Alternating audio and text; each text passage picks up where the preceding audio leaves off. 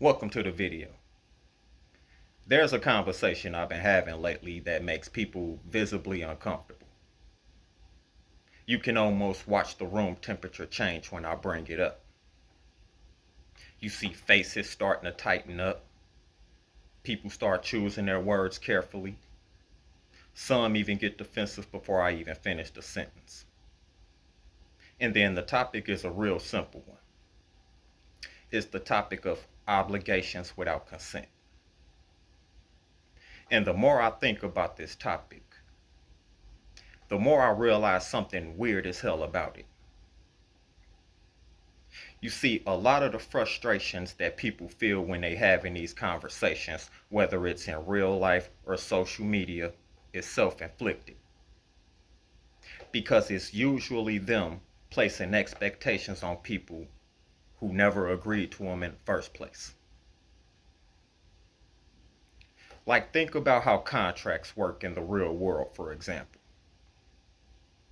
If you and I were to sit down and sign a contract together, that would require both of us to look at the terms and conditions, and then that requires both of us to agree to them. Both sides know what they're responsible for, and both sides know what to expect from the other.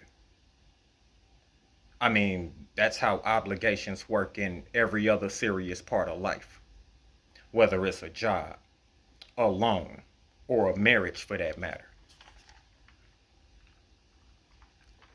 But some way, somehow, when it comes to social expectations, especially inside communities, for some reason that same logic suddenly disappears. That's when you start to see people assigning responsibilities to complete strangers simply because of race or the gender they were born into. Like, think about that. You didn't sign anything.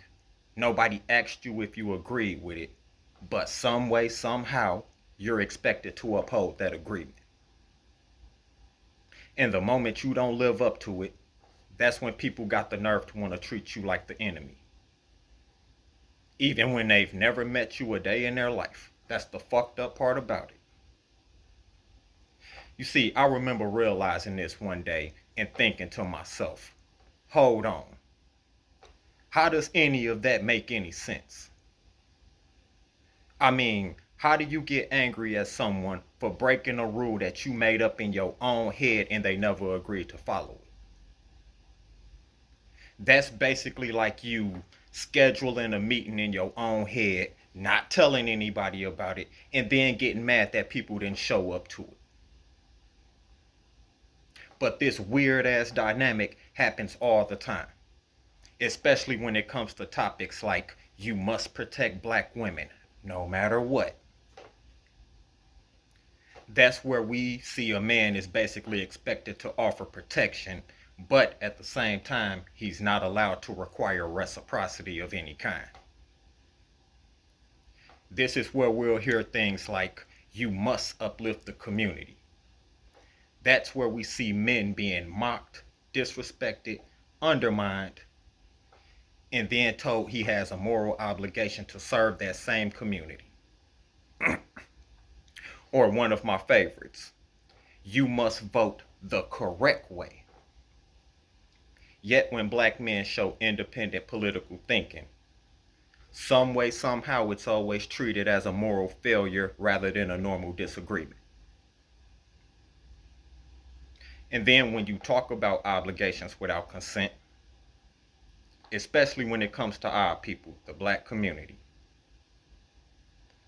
the pressure that's placed on black men is often a whole different beast in itself.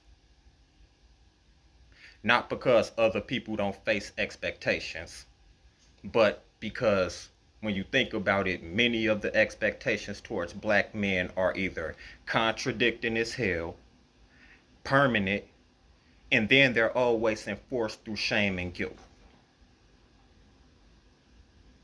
Like, think about that.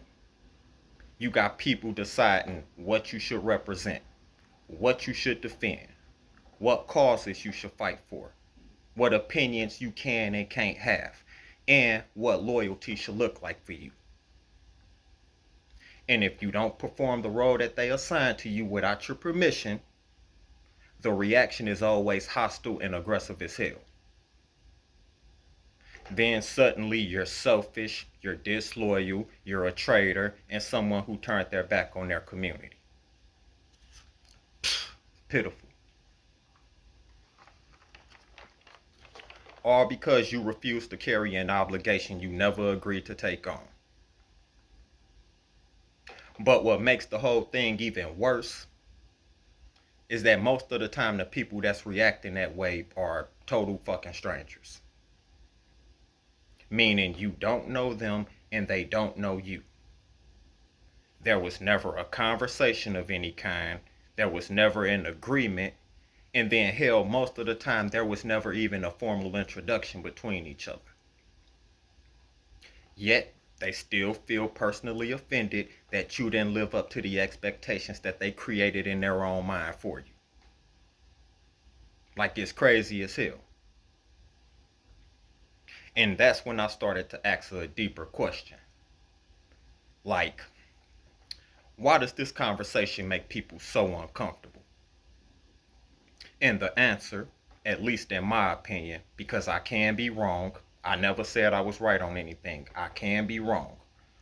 But the issue sits at the intersection of identity and expectation. You see, a lot of people don't just see individuals when they look at other people. They often see a representative of some kind. You know, someone who represents a group, a culture, a history, a struggle, or a narrative.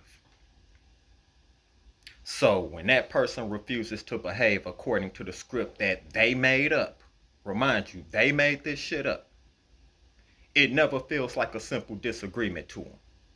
Instead, it feels like betrayal to them. Some way, somehow it does. And it's never because they actually been betrayed, but because the person refusing to play the role that they assigned to them. That's the betrayal to them. And that's the moment where conflict and social media beef start. Because the person rejecting the expectation is simply operating from the worldview that responsibility requires consent. It does. We get consent when it means no means no. Essay and all that. We get that. And the person that's enforcing the expectation is simply operating from the worldview that since we share the same race, same gender, that creates duties for you. And those two worldviews are always going to clash with each other. And when they do, people rarely stop to realize something important, real important. And that is the people who love enforcing expectations on other people. A lot of the anger y'all feel comes from a contract that only existed in your own mind and the other person never signed it. That's your fault. You mad for the wrong reasons. And the funny part about it is, once you start noticing this dynamic, you see it everywhere. You start seeing people getting upset because someone didn't defend something they expected them to defend, or because someone didn't vote the way they expected them to vote, or this one right here is my favorite, because someone didn't fight a battle that they expected them to fight. Over and over again, the same pattern appears. Someone creates an expectation in their head. Someone doesn't agree to it. The person who made the expectation ends up disappointed and then blames everyone but themselves. Which leads to the question of, what do we actually owe the groups we come from? I mean, is it everything? Is it something? Or option number 3, is it something that we should choose to do freely on our own? Because we all know loyalty that's chosen tends to be stronger and last longer versus loyalty that's forced on people. That one always creates conflict. And that part of it might be the most ironic part of the whole situation. You ever notice how the people trying the hardest to enforce loyalty, expectations, and obligations on people are often the very ones pushing people away, all because they expected obedience to a contract that was never signed by anybody. And once you see that, the whole situation starts to look very different, Like it stops looking like rebellion and it starts looking like a person simply just choosing not to carry responsibilities they never signed up for, or that somebody else assigned to them without asking first. And then when you think about it like that, the real question becomes something almost different entirely. Hell, at this point, it's almost impossible to ignore. And that question becomes, why are we so comfortable placing obligations on strangers we don't know?